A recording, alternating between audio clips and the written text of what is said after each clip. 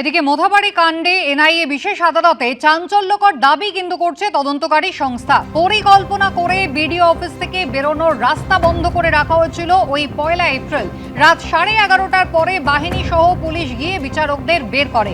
কথা বলবো আবির দত্ত, আমাদের প্রতিনিধি রয়েছেন আমাদের সঙ্গে। আবির, একেবারে সর্বোচ্চ আদালতেও আমরা দেখেছিলাম যে পর্যবেক্ষণ বলা হয়েছিল পূর্ব পরিকল্পিতভাবে উদ্দেশ্য প্রণোদিতভাবে যে ষড়যন্ত্র করা হয়েছিল তার শিকড় অনেক গভীরে, এমনকি কোনো স্বতঃস্ফূর্ত আবেগতাড়িত ঘটনা কিন্তু 1 তারিখে ঘটেনি। সেখানে আজকে আদালতে দাঁড়িয়ে এনআইএ তরফ থেকে ঠিক কি বলা হচ্ছে, 1 তারিখ কি ঘটেছিল? দেখো, এনআইএ তরফ থেকে তাদের রিমান্ডের মাধ্যমে তারা কিন্তু বেশ কিছু তথ্য আদালতের কাছে দিয়েছেন। যেটা জানা যাচ্ছে যে বিডিও অফিসে যে জমায়েত হয়েছিল সেই জমায়েতটা সম্পূর্ণভাবে পরিকল্পনা মাফিক, এবং এই জমায়েতে শুধু পরিকল্পনাটা জমায়েতেই নয়, তারপরে যে একটা উত্তেজনার পরিস্থিতি তৈরি হতে পারে সেটা আন্দাজ করেই সম্পূর্ণ বিষয়টা করা হয়েছিল। কেন? তার কারণ 11:30টা পর্যন্ত এই যে জমায়েত সেখানে ছিল প্রথম থেকেই, সেই জমায়েত যাতে সেখানে থাকে তার জন্য লজিস্টিক সাপোর্ট সেই ব্যবস্থাও করা হয়েছিল। পুলিশ যখন ফোর্স আনে সেটা 11:30টার পরে বিক্ষোভ চালিয়ে নিয়ে যাওয়ার জন্য নিয়ে আসা হয় যাদেরকে সেখানে, তাদের মধ্যে অনেকেই রয়েছেন যাদের নাম ডিলিট হয়েছে, এবং বিএলও অর্থাৎ ওই মোথাবাড়ি অঞ্চলে প্রায় 22 জন বিএলও যাদেরকে এনআইএ জিজ্ঞাসাবাদ করেছিল বলে আমরা দেখতে পাই, তাদের মধ্যে অনেকজনকেই এখানে নিয়ে আসা হয়েছিল বলে প্রাথমিক তদন্তে উঠে এসেছে। কিন্তু তাদেরকে নিয়ে আসা হলো কিভাবে? তাদের মধ্যে অনেকেই হুমকির সম্মুখীন হয়েছেন, এবং এই হুমকি যে দিয়েছে বা যারা দিয়েছে তাদের মধ্যে অন্যতম গ্রাম পঞ্চায়েতের মেম্বার যাকে গ্রেফতার করা হয়েছে গোলাম রাব্বানি, এমনটাই এনআইএ আদালতের কাছে জানিয়েছে। শুধুমাত্র তাই নয়, তারা উল্লেখ করেছেন যে কংগ্রেসের প্রার্থী শাহেম চৌধুরী তার নেতৃত্বে একটি দল তারা সেখানে বিক্ষোভ করছিল, তাদেরকেও লজিস্টিক সাপোর্ট করা হয়েছে যাতে সেখানে থাকে। অফিসের সামনে বেরোনোর যে পথ, অর্থাৎ যে পথ দিয়ে বিচারকরা বেরোবেন, সেই পথও পরিকল্পনা মাফিক আটকানো হয়েছিল। আসিফ শেখ সেখানে উপস্থিত ছিল, এবং অর্থাৎ পুরো বিষয়টা পরিকল্পনা কেন, পুরো বিষয়টায় কেন এই 3 জনের ইনভলভমেন্ট রয়েছে, এবং ইনিশিয়াল স্টেজ বা প্রাথমিক পর্যায়ে তদন্তে যে বিষয়গুলো উঠে আসছে তাতে বিচারকরা যে টার্গেট ছিলেন সেটাই সেই দিকেই কিন্তু নির্দেশিত করছে, এবং এনআইএ তরফ থেকে সেই তথ্য প্রমাণ সংগ্রহের প্রক্রিয়া চালানো হচ্ছে এমনটাই জানানো হয়েছে। গতকাল এই 3 জনকে গ্রেফতার করে যখন আদালতে পেশ করা হয় ঠিক তখন। ধন্যবাদ। বিজেপির সংকল্পপত্র, যেখানে ইতিমধ্যেই ঘোষণা করা হয়েছে যে বিজেপি যদি পশ্চিমবঙ্গে সরকার গঠন করে তাহলে মহিলাদের এবং যুব সম্প্রদায়কে মাসে 3,000 টাকা করে সাহায্য দেওয়া হবে। আর এই প্রসঙ্গেই মমতা বন্দ্যোপাধ্যায় প্রশ্ন তুলেছেন এই টাকা আসবে কোথা থেকে, যার উত্তর গতকাল দিয়েছেন অমিত শাহ। ভাইপো যে দুর্নীতি করেছে সেই টাকা উদ্ধার করে তার থেকে প্রত্যেক মহিলাকে 3,000 টাকা করে দেওয়া হবে। রায়গঞ্জের সভায় গতকাল এমনই বললেন অমিত শাহ। এটা উত্তরপ্রদেশ, বিহার, গুজরাট নয়, কারা দুর্নীতি করেছে তার সকলে দেখতে পাচ্ছে। পাল্টা আক্রমণ করে কি বললেন অভিষেক বন্দ্যোপাধ্যায়, পাশাপাশি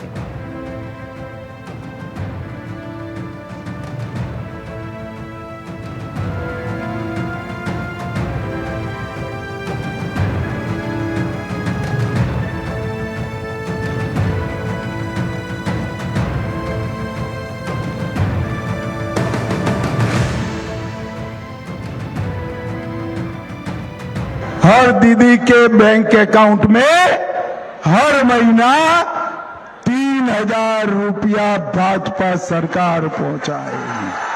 गर्भवती माता को 21,000 रुपया दिया जाएगा। बेरोजगार युवा को हर महीने 3,000 रुपया बैंक अकाउंट में भेजने का काम। अबे ममता दीदी कल पूछ रही थी कि इतने सारे पैसे कहां से लाओगे? दीदी, आपका भाईपो जो करप्शन करता है हम बंद करेंगे तो इसमें से सभी दीदी लोगों को 3,000 रुपया देने का काम हो जाए। सब डेली पैसेंजारी करे সকালে আসছে রাত্রে যাচ্ছে, আর সব রাষ্ট্র ব্যবস্থাকে কাজে লাগাচ্ছে একজন মহিলার বিরুদ্ধে। এটাই হচ্ছে বাংলার ক্ষমতা। আমাদের বিরুদ্ধে যুদ্ধ ঘোষণা করেছো বন্ধু। বাংলার মানুষকে তুমি যদি ভাবো আঘাত করবে, বাংলার মানুষ প্রত্যাঘাত করতে জানে।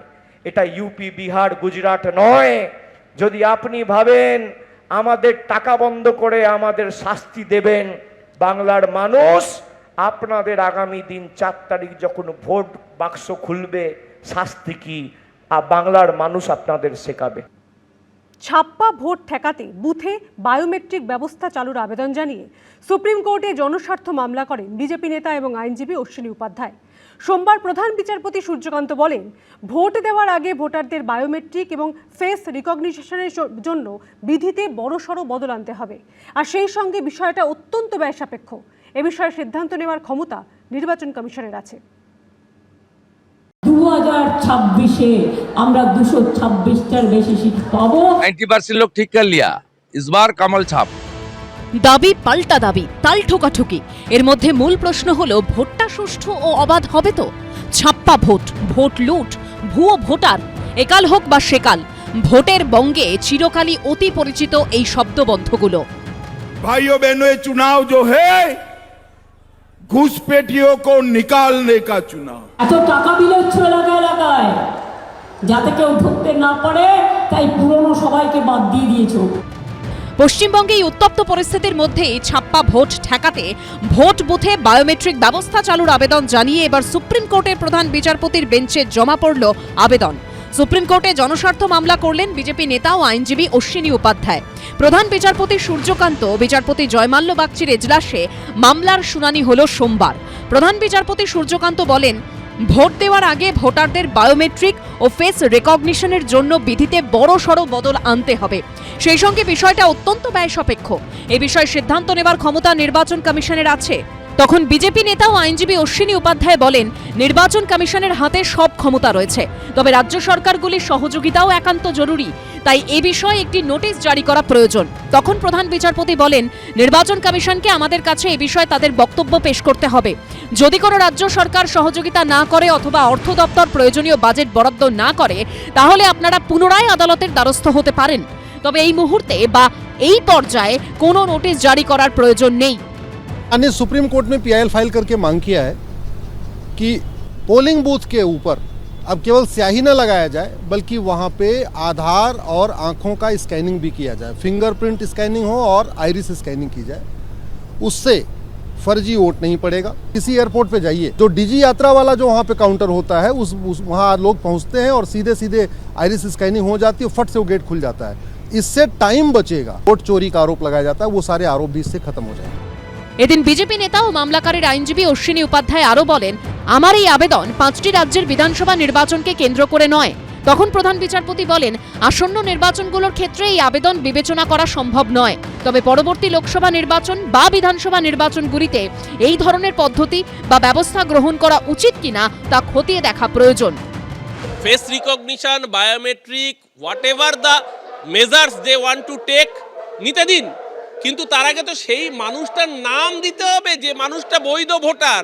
আরে বাংলার মানুষ ভোট দেবে, ভোট তো আর কেন্দ্রীয় বাহিনী দেবে না।